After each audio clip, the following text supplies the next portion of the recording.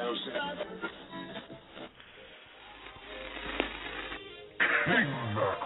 up? This is Mac. And I'm Jake. And you're listening to King Mac Radio, where we put the pop in your culture. You're listening to KingMacRadio.com, where we put the pop in your culture. On the line right now, we have the favorite duo from the GLEE Project Season 2 with King Mac Radio. It's Charlie and Aylin. Hey guys, thanks for coming on our show. Oh, thanks for having us. Now, I gotta get right into this, Aylin. What was the deal with Lily and her animosity towards you? Is she really that jealous of you? I think it was played up a little bit. Lily and I, we have a very strange relationship. We're super close. She's one of my best friends, but we don't have a problem telling each other when we're annoyed. And we talk so much shit about each other on the show, but at the end of the day, we will always, kiss and make up. Alright, I just got to ask, and you guys probably knew this was coming, but what is the status of your relationship? It's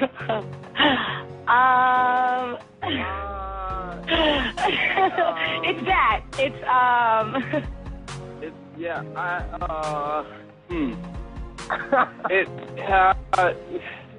I mean, you can see, both of us, struggling to, Okay, see, the thing is... It's complicated. It's complicated, for sure. I mean, it's the same pretty much as it was on the show. We still don't really know what we are. Well, here's the thing, we talk to each other, all the time. We talk, usually, once a day. And, I just know that it's fun, it's awesome, at the same time, I'm 23, and so, when it comes down to it, the time for fucking around is kind of over when it comes to, where I want my life and my career to go. So I think we're, having a lot of fun in the meantime, but, there's also the understanding that at a moment's notice, I could suddenly have to go to Vancouver to, shoot something, or, same for me, too, and right now I'm in Chicago anyway, so, yeah. So I think, we're both, we both know how much fun it is to be with each other, and I think that either way we're going to be in each other's lives for a really long time, but, trying to sort out what this is just, it's a very fun, incredibly complicated puzzle. Aylin, do your strict Muslim parents have anything to do with your relationship being complicated with Charlie? They're not. Charlie. I'm sorry. Okay, no, listen. They're not strict Muslim, is what I've been trying to get across to people. They're old-fashioned, Turkish. Turkish conservative. There you go. Yeah, how many times they stitched in that soundbite, as if I know. Oh my gosh. That was not. I'll be the first one to come to Eileen's defense and say that wasn't all Aylin. They literally would stitch in the audio of her saying Muslim completely out of context, 90% of the time that you see it on the show. Thank you, Charlie. She's from a Turkish conservative family, and her mom, other than being a little bit standoffish when you first meet her, is just sort of reserved. But she's not a crazy woman. She's awesome. Thank you. That's really nice of you. But they don't factor into my relationship with Charlie. I mean, my mom's met Charlie and she likes him. So yeah, Aylin is about as Muslim as I am Jewish. which is to say, yeah, I've had my bar mitzvah. I know what's up with the whole deal, but it's not a daily practice for me, and I'm sure I don't really think it is for Aylin either. No. Now, while we're on the topic of editing things, Charlie, were you always so goofy during the music video scenes, or was it just editing? I would say it's probably, it's a combination of both things. I think the editing may have played up the goofiness to some degree, but at the same time, I think really my fault during my time on the show was that I just tended to really overcorrect.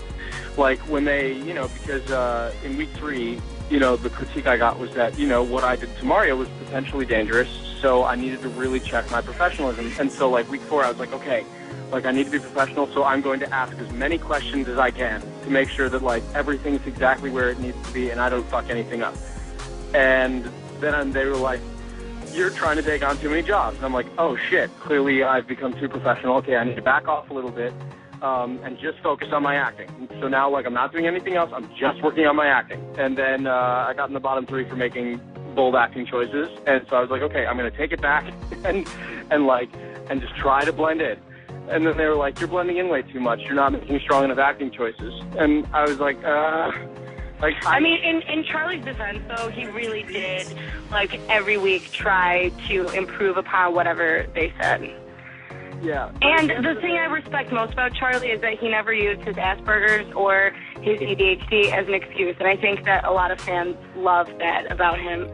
Yeah, definitely. And speaking of fans, we have a lot of callers right now. Let's try to get one on. Hey, you're on the air with Charlie and Aylin on KingMacRadio.com. What's the craziest thing that's happened in the house? Okay. Charlie, are you going to get mad at me for telling this one? No, not at all. Okay. Well, probably the craziest thing was it happened in Shanna's bed. And Michael, Blake, and Charlie decided to go in Shanna's bed and make it seem like they were naked. So, like, they took their shirts off. Charlie came afterwards and thought that they were actually naked. So Charlie got completely naked, went into Shanna's bed, and Shanna was freaking out. So she took all of Charlie's clothes and put them in the freezer. So Charlie had to run all the way to the freezer with a sheet wrapping his trunk. Yeah. Sheet flying out like ass as bare as the day I was born. Oh my God! I know. It was a very interesting sight to see. It was a day. It was definitely a day. That was funny. That's crazy. We actually just did an interview yesterday with Abraham from the GLEE Project, and he recorded a question for you guys to answer. Let's play it. Charlie and Aylin, my favorite Turkish little delight. What are 3 words that you would use to describe me with? Go. Oh, God. 3 words to describe Abraham with? Annoying. No, I'm just kidding. I love him. I'm just going to say belts a lot. That's 3 words.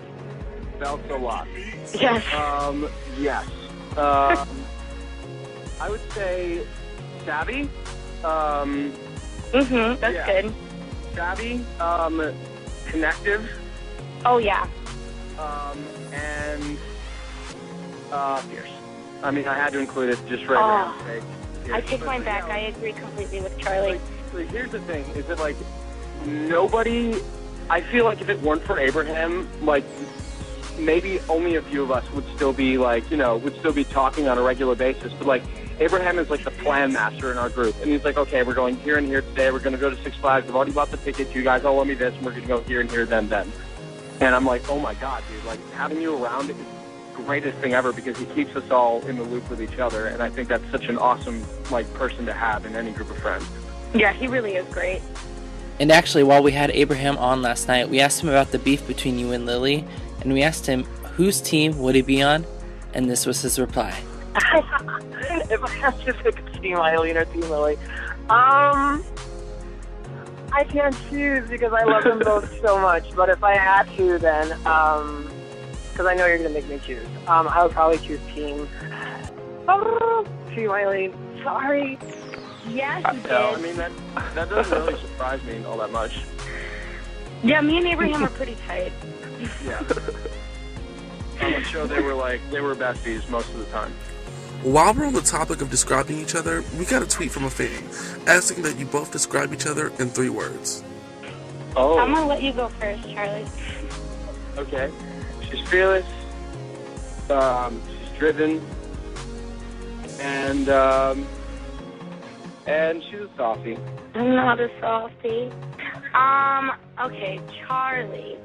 I think fearless fits Charlie better because he takes a lot of risks, which I appreciate. And I would say romantic because he did write a song for me. Yes, he did. Yeah, and it's on YouTube. It is on YouTube.